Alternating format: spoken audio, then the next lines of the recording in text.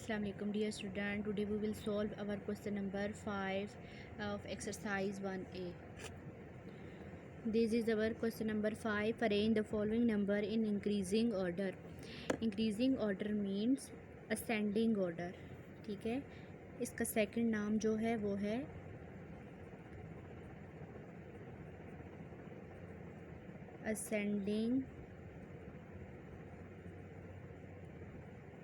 Ascending order, increasing order, ascending order.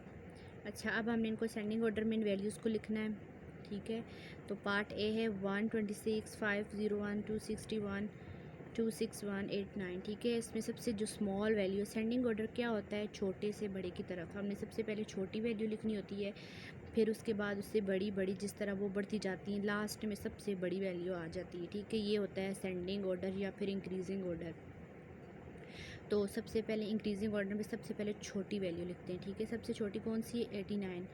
89 को हमने लिख लिया। ठीक है, जो वैल्यू लिख लेंगे उसको क्रॉस, ताकि गलती से ये दोबारा ना लिख दी। उसके बाद इन तीनों में सबसे छोटी कौन सी है, आई थिंक 126। हमने लिखा 126 और इसको क्रॉस कर दिया। और इसके बाद 261, फिर 501, ये लास्ट में हमारे पास आ गई 501, 261, 126, 89। सेम इसी तरह से हमने ये वाला क्वेश्चन करना है। यहाँ पे सबसे छोटी वैल्यू जो है वो है 248।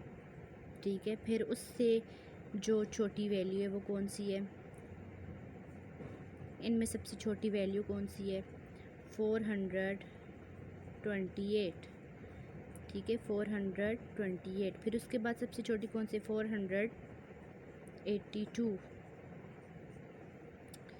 इसको भी क्रॉस कर दिया, 482। और उसके बाद लास्ट में आ जाएगी 824।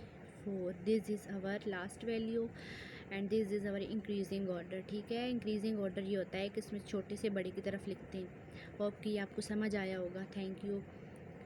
वीडियो को लाइक और सब्सक्राइब कर दे और बेल आइकन प्रेस कर दे ताकि आपको फर्दर वीडियोस का नोटिफिकेशन मिलता रहे। Thank you.